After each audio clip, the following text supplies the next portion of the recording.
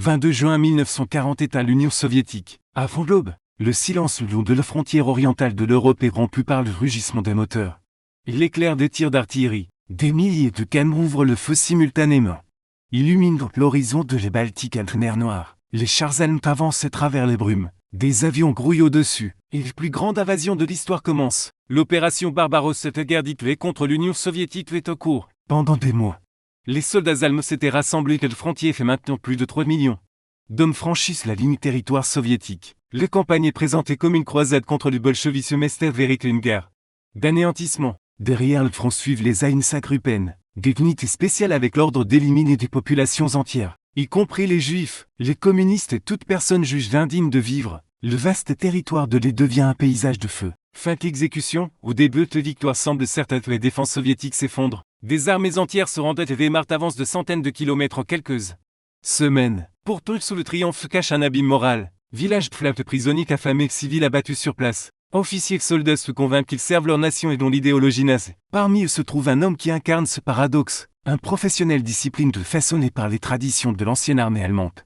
Servent désormais un régime qui a transformé la guerre en génocide. Son nom est Van Wedmandor. Un riche Bernard Wedmandor est le 26 juillet 1891 dans la ville de Bohême, dans le royaume de Saxe, alors partie de l'Empire allemand. Il a grandi dans une famille d'officiers traditionnels. Son père Heinrich Wedmandor était un noble administrateur royal saxon et ancien capitaine de cavalerie, tandis que sa mère Gertrude von Schernberg venait d'une ancienne famille noble saxonne. Le foyer valorisait le devoir et les disciplines, la loyauté envers les monarchies. Des qualités qui ont façonné le caractère de Van dès son plus jeune âge. Il avait aussi un frère cadet Gottfried, qui était actif dans l'armée allemande et devint plus tard général de division. Le 1er octobre 1910, Van Wedmandor intègre une unité d'infanterie légère saxonne de l'armée allemande. Ses diligences lui valut des promotions régulières. En août 1912, il était déjà devenu officier. Lorsque la Première Guerre mondiale éclatait l'été 1914, Wedmandor servait comme officier de compagnie. Son bataillon combattit sur le front occidental où il fut blessé le 23 septembre 1914. Après ce convalescence, il retourne au front au cours des 4 années suivantes. Il servit sur les fronts occidental et oriental, participe aux opérations massives qui définirent le conflit, contre-attaque désespérée, bombardement d'artillerie incessante et l'épuisement croissant de l'armée allemande. Le service de guerre d'Edmondor lui valut plusieurs décorations allemandes austro-hongroises. En 1917, il reçut le croix de chevalier de l'ordre militaire de Saint-Henri, l'une des plus hautes distinctions militaires de Saxe, et à la fin de la guerre il détenait les 2 classes de la croix de fer. Il servit également comme adjudant régimentaire et officier d'état-major, mais comme des millions d'Allemands à la fin de la guerre. Il rentra chez lui dans une nation de plein chaos. Le Kaiser Guillaume II avait abdiqué à l'automne 1918. Le monarchie avait disparu et les révolutions balayaient le pays. L'armée qui émergeait des ruines de l'Empire Rexwar était petite et limitée par le traité de Versailles et Rome. Mais elle conservait les traditions de professionnalisme et de hiérarchie. Pendant la Nouvelle République de Weimar, Wedmandor est resté dans l'armée et suivi des cours d'état-major qui ont élargi ses horizons militaires et intellectuels. En 1919, il épouse Suzanne Éléonore von Schurch qui Bergendorf comme lui venait d'une ancienne famille aristocratique. Tout au long des années 1920, Wedmandor alterne entre des affectations d'infanterie et de cavalerie. Gravi sur les échelons, il a également enseigné la tactique à l'école d'infanterie de Dresde, et son enseignement reflète également les leçons tirées de la Première Guerre mondiale. Il appartenait à une génération d'officiers qui se considéraient comme les gardiens d'une tradition militaire professionnelle épargnée par les politiques, une conviction qui se révélerait plus tard impossible à maintenir sous le régime nazi. Au début des années 1930, l'Allemagne changeait. L'économie s'effondrait et les mouvements radicaux gagnaient du terrain. Lorsqu'Adolf Hitler est parti à pris le pouvoir en 1933. De nombreux officiers professionnels, y compris Wedmandor, accueillirent le nouveau gouvernement avec un optimisme prudent. Ils n'étaient pas nazis, mais ils ont salué les promesses du régime de reconstruire l'armée et de restaurer les fiertés nationales. Le serment personnel qui était introduit en 1934 les liait non seulement elle était bien furée.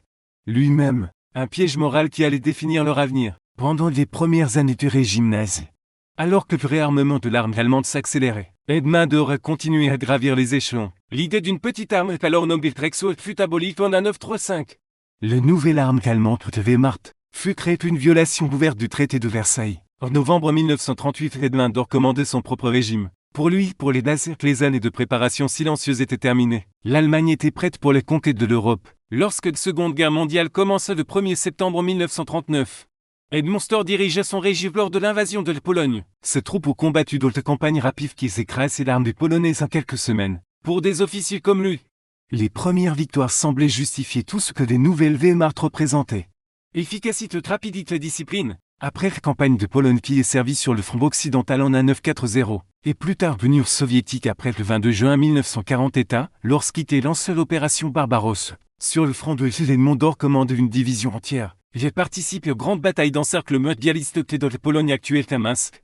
Les capitales de la République socialiste soviétique de Biélorussie, et Smolensk dans l'ouest de Russie, où des centaines de milliers de soldats soviétiques furent capturés. Les conditions pour ces prisonniers étaient brutales. Des dizaines de milliers sont morts de faim, d'exposition et de négligence dans les camps de prisonniers de guerre allemands. Souvent de simples champs clôturés sans abri, les hommes affamés ont parfois eu recours au cannibalisme pour survivre. Pendant ce temps, les divisions d'Edmond d'Or avançaient vers le Leningrad, aujourd'hui Saint-Pétersbourg, subissant de violents combats dans les forêts et les marais du Nord. La campagne fut sauvage et des villages brûlés, des civils affamés abattus vus, et des régions entières furent dévastées. Pour son leadership dans le maintien de position pendant l'hiver 1941-1942, contre les contre-attaques soviétiques, Edmond d'Or reçut le Croix allemande en or, suivi quelques mois plus tard par le Croix de chevalier de la Croix de fer.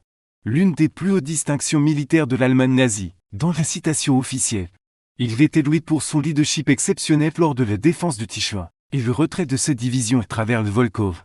Des actions qui ont contribué à stabiliser le front près de Leningrad. Mais derrière cet héroïsme se cachait la sombre réalité d'une guerre d'anéantissement. L'armée allemande ne combattait peu seulement des soldats. Elle menait d'une guerre idéologique dictée par les politiques raciales d'Hitler. Les civils ont terriblement souffert sous l'occupation, et les prisonniers de guerre soviétiques sont morts par centaines de milliers. Edmond d'Or, comme de nombreux officiers professionnels, continue à servir malgré ces réalités inhumaines. Concentré sur son devoir aveugle aux crimes commis autour de lui. Début 1943, Edmond d'Or fut promu général-lieutenant, ce qui équivalait à général de division. Son expérience et sa fiabilité ont fait de lui un produit typique du système de commandement de la Wehrmacht efficace, loyal et obéissant. Mais la guerre tournait. Stalingrad est tombé aux mains des soviétiques en février 1943 et mythe d'invincibilité allemande était brisé. Edmond d'Or est passé les mois suivants dans de rôles d'état-major de réserve, servant entre autres comme inspecteur militaire de Dresde. Le stade de la guerre, ses fonctions étaient largement administratives, mais cela a vite changé. En 1944, l'Allemagne est sous pression de toutes parts.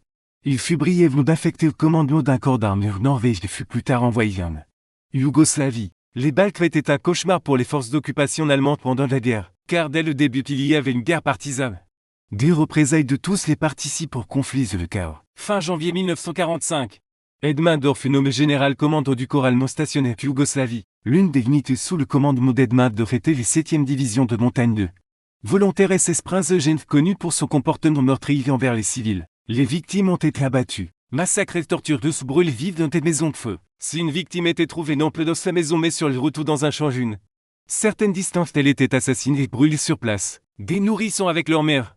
Des femmes enceintes et des personnes âgées fragiles ont également été assassinées. Une occasion dans la localité de Velaïk. Un garçon de 9 ans était écorché vif par 2 hommes. Ce n'était plus une exception dans la région. Presque toutes les unités sous le commandement d'Edmond d'Or participaient à de brutales représailles contre les civils dans le cadre de la campagne antipartisane. La dernière campagne d'Edmond d'Or eut lieu par 1945 lors de l'offensive du lac Balaton.